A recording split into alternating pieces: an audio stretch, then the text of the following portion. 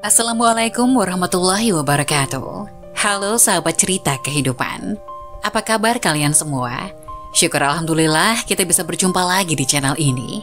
Salawat dan salam selalu tetap tercurah kepada junjungan kita, Nabi besar Muhammad SAW. Tidak lupa kami sampaikan salam sehat, salam sejahtera. Semoga kita semua tetap dalam lindungan Allah Subhanahu wa Ta'ala. Seperti biasa, kita akan berbagi kisah dari yang unik, menarik, sampai bikin nangis. Semoga bermanfaat.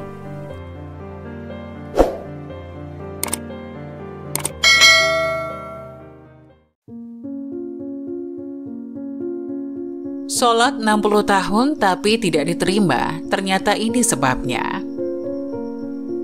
Urusan sholat bukan perkara biasa.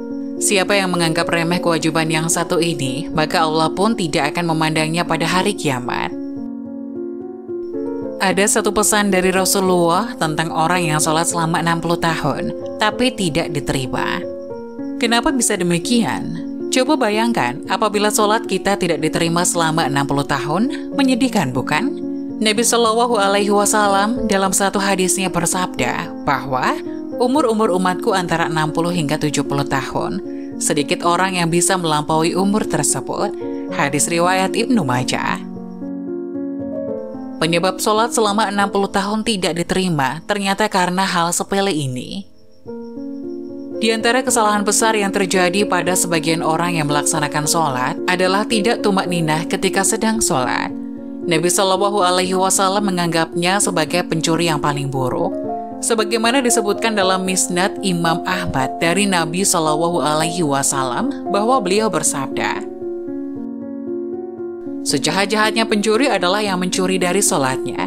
Para sahabat bertanya, wahai Rasulullah, bagaimana bisa mencuri dari sholat? Rasulullah berkata, dia tidak sempurnakan ruku dan sujudnya. Hadis riwayat Ahmad nomor 11.532 disahihkan oleh Albani dalam Shahihul Jami' 986. Tumak ninah ketika mengerjakan sholat adalah bagian dari rukun sholat. Sholat tidak sah kalau tidak tumak ninah. Nabi SAW bersabda, jika kamu hendak mengerjakan sholat, maka bertakbirlah. Lalu bacalah ayat Al-Quran yang mudah bagimu. Kemudian rukuklah sampai benar-benar rukuk dengan tumak ninah. Lalu bangkitlah dari rukuk hingga kamu berdiri tegak. Setelah itu sujudlah sampai benar-benar sujud dengan tumak ninah. Lalu angkat kepalamu untuk duduk sampai benar-benar duduk dengan tumak ninah.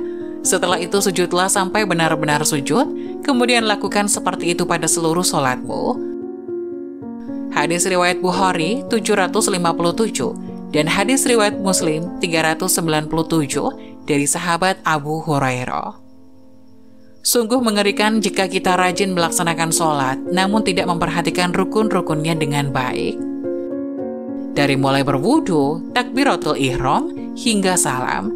Sesungguhnya seseorang yang sholat selama 60 tahun, namun tidak ada satu sholat pun yang diterima.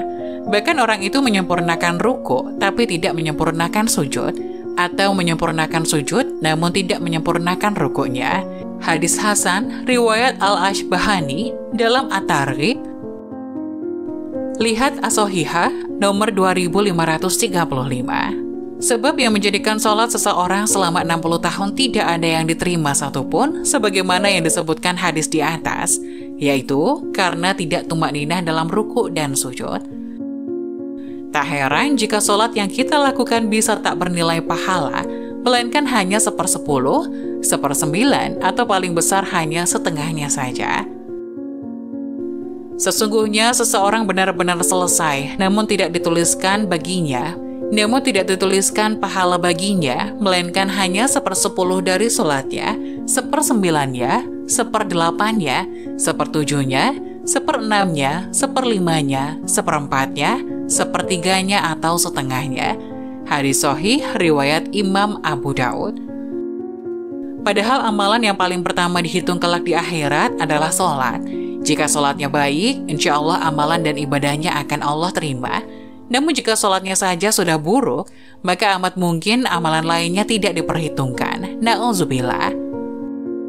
Sesungguhnya pertama kali yang dihisap, ditanya, dan dimintai pertanggungjawaban dari segenap amalan seorang hamba di hari kiamat kelak adalah sholatnya.